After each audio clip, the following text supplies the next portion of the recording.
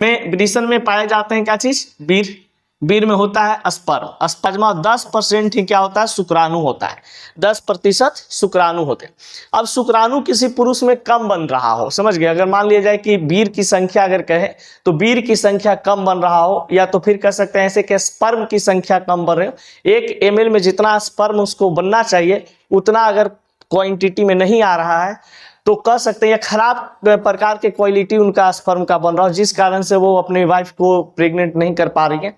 तो वो जब टेस्ट करवाइएगा तो आपको पता चल जाता है। ऐसे भी लोग को पता चल जाता है, बहुत सारे जो कुंवार लड़का हस्तमैथुन वगैरह करते हैं ना, तो उनसे क्या होता है ना कि उनका वीर्य क्षमता धीरे धीरे लो हो जाता है, समझ गए ना। यानी कि मान के चलो कि 1 दिन 2 दिन मतलब बीच करके इंटरवल ले लेके फिल्म देख रहे हैं तो उसमें समस्या हो जाती है, समझ गए।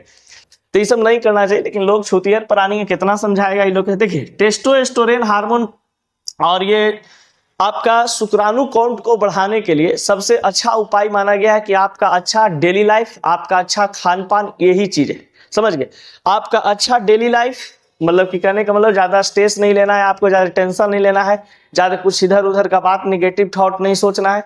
जितना आपको हैप्पी रहना है, खुश रहना है, आपके शरीर में क्या होगा, आपके शरीर में टेस्टोस्टेरोन हार्मोन ज्यादा बनेंगे। जहां देखिएगा स्ट्रेस रहते हैं, अगर स्ट्रेस में रहते हैं, ज्यादा टेंशन में रहते हैं, तो बताइए कभी किसी पर मतलब कि अच्छा मतलब कुछ ऐसा इच्छा जाता है कि किसी लड़की से बोले बतियाए, ऐसा नहीं, मन में जगता नहीं है। जब आप फ्री होते हैं, खुश होते हैं, तभी आपके मस्तिष्क में विचार उत्पन्न होता है, समझ गए कि नहीं। तो आपका हेल्दी स्पर्म के लिए आपको खुश रहना बहुत क्या है, जरूरी है। ज्यादा टेंशन लीजिएगा, बाल बच्चा टेंशनलाइज पैदा होगा, समझ गए ना, बाद में टेंशन दे ले रहेगा आप, ठीक है।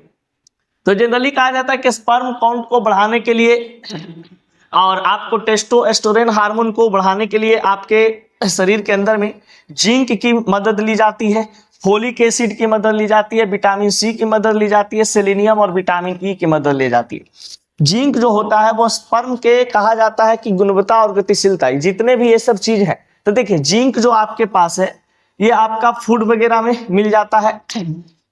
फिर कहा जाता है फोलिक एसिड जो है ये फल उल में आपको मिल जाता है, जितना भी आप फोलिक एसिड फल उल खाते हैं इस सभी में आपको क्या मिल जाता है, फोलिक एसिड मिल जाते हैं। विटामिन सी तो आप जान ही रहे हैं कि खट्टा चीज जैसे आंवला हो गया, समझ गए, नींबू हो गए, संतरा हो गए, यानी कि फल फ्रूट ये सब जितना आप हरा सब्जी, हरा फल मतलब फल खा सकते हैं, सब्जी खा सकते हैं, मैंने जितना बेहतरीन चीज है आप खाइए, कोई दिक्कत आपको नहीं है।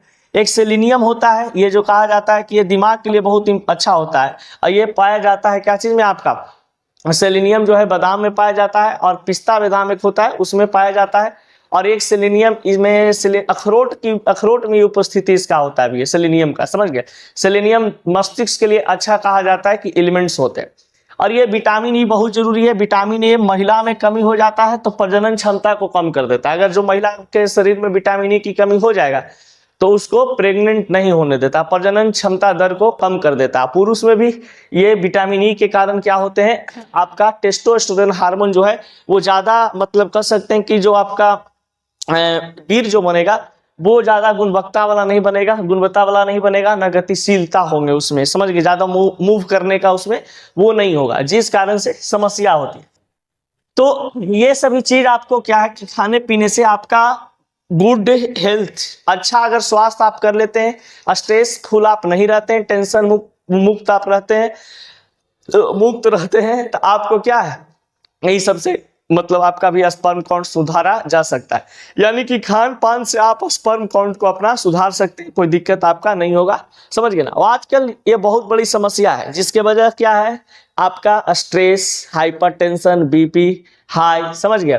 फिर कहा जाता है कि खान पान, खाने का समय इधर उधर।